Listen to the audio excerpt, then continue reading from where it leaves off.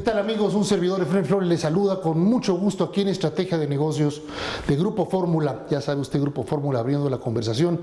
En esta ocasión desde el Club de Industriales, donde vamos a tener la oportunidad de platicar con un entrevistado por demás interesante para el tema del Tratado Norteamericano de Libre Comercio. Acompáñenos, por favor, que le va a interesar.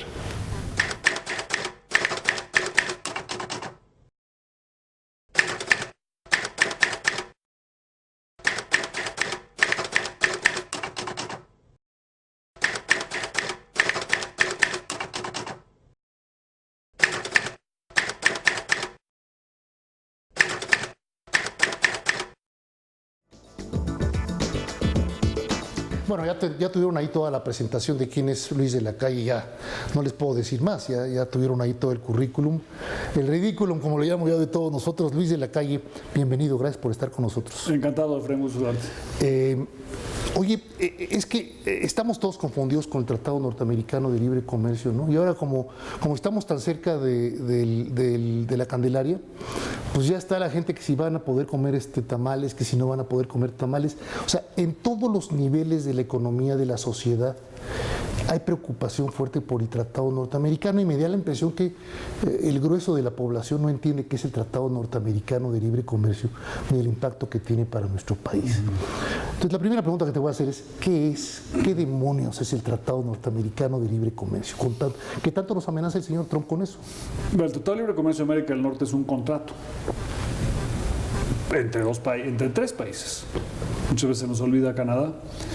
Y como cualquier contrato, es un contrato que otorga derechos y obligaciones. Pero es un contrato muy especial, histórico, cuando se negoció hace 25 años, porque era la primera vez que se negociaba un tratado de esta naturaleza entre países altamente desarrollados, dinámicos, abiertos, como Canadá y Estados Unidos, con un país en desarrollo. Así es, cerrado, que venía de una economía cerrada, una economía que había estado basada históricamente en la minería, un poco en la agricultura y después en el siglo XX en el petróleo. Así es, y con un modelo muy cerrado también de sustitución de importaciones. Pero digamos, el hecho de que fuéramos una economía basada en materias primas, así es, nos hacía una economía rentista, donde el mexicano y el gobierno, las empresas percibían que el valor se creaba casi por naturaleza espontánea, a través de las cadenas productivas, en lugar de buscar el valor en el mercado, en un mercado abierto, competido. Y es histórico el tratado que se firmó, que se negoció hace 25 años, uno porque involucraba a países muy desarrollados, los más grandes, y Estados Unidos es el más grande y más dinámico del mundo. Mucho más en aquella época en comparación con el resto del mundo. Sí, porque no existía todavía China económicamente. No, era una superpotencia única. Y las otras dos características que lo hicieron histórico es un tratado simétrico. Y la simetría es un concepto en materia de comercio internacional en esa época altamente novedoso, porque quiere decir que los tres países tenemos los mismos derechos y las mismas obligaciones. Es decir, no se trató a México como un país de menor nivel o de menor exigencia, sino que a México se le imponen y se le otorgan las mismas obligaciones y los mismos derechos que a Estados Unidos y Canadá. ¿Te acuerdas que antes, 20 minutos antes del tratado, en aquella época, nos trataban como si fuéramos el patio trasero de Estados Unidos?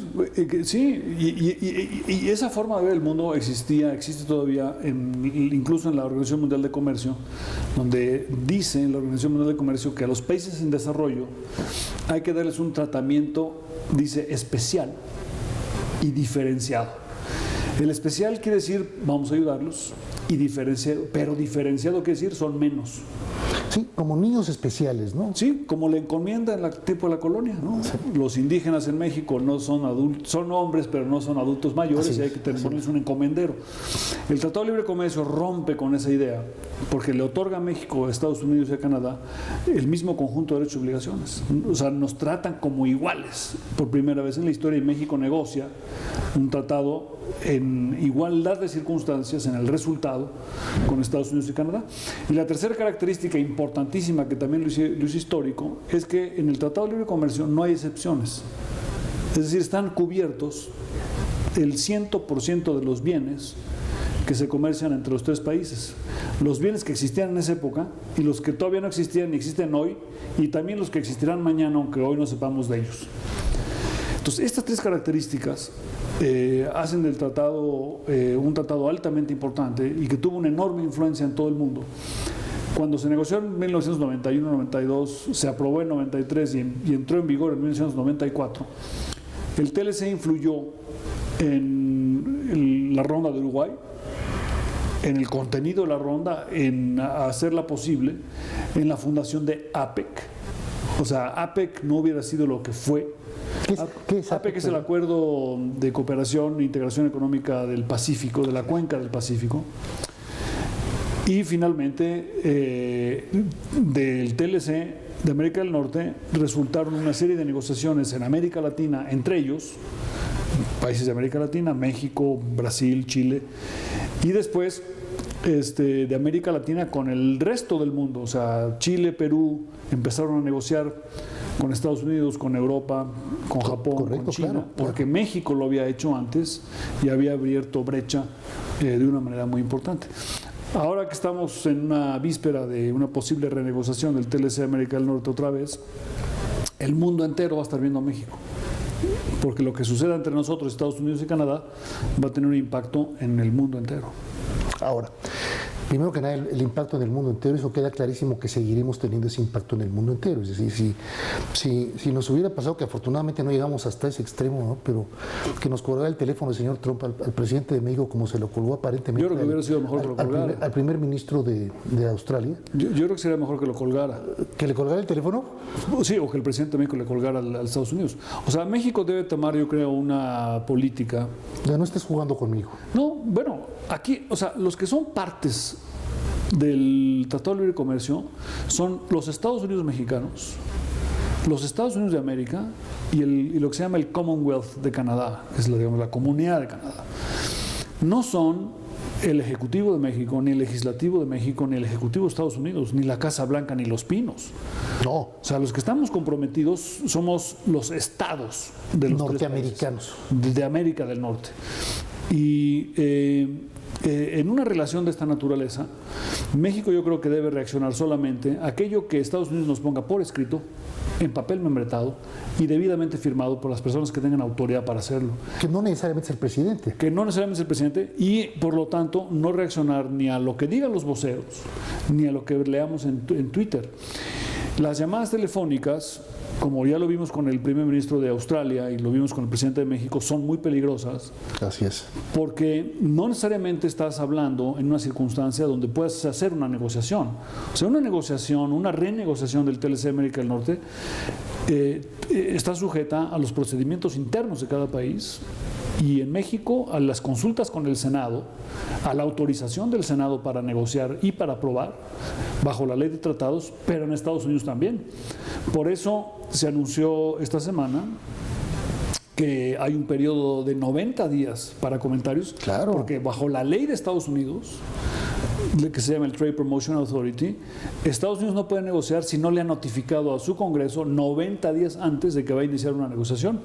Y un mes antes de que inicie la negociación, tienen que publicar en su diario oficial los objetivos de la negociación que la Casa Blanca conjuntamente define con el Congreso de Estados Unidos.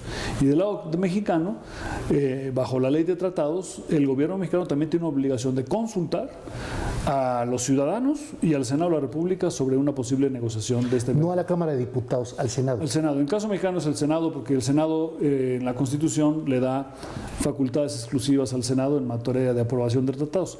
En el caso de Estados Unidos, en materia comercial, los tratados de libre comercio pasan tanto por la Cámara de Diputados como por la Cámara de Senadores. De acuerdo. Ahora, algo que también aquí a veces se escuchan voces de todo tipo aquí en nuestro país también, ¿no? En estos 22 años de Tratado Norteamericano de Libre Comercio, ¿ha sido bueno o ha sido malo para nuestra población el Tratado Norteamericano de Libre Comercio? ¿Se han creado empleos o no para nuestra población? ¿Se ha logrado darle mejor posición de vida a la población de México de cuando éramos 80 millones, más o menos, 80 millones, a cuando somos hoy 125 millones? La respuesta es sí, contundentemente. El Tratado de Libre Comercio de América del Norte le ha hecho una enorme contribución a la economía mexicana, una enorme contribución al bienestar de los mexicanos, a la canasta de bienes que los mexicanos y servicios que los mexicanos consumimos, a los precios a los que compramos las cosas, a la diversidad de productos que hoy en día tenemos. La gente ya no se acuerda, pero si tú tratas de recordar qué tipo de productos había en un supermercado en México, ¿no?, antes del TLC, en materia de lácteos, por ejemplo, ¿no?, ¿cuántas marcas de leche había? No, olvídate, no. ¿Cuántos tipos de leche había?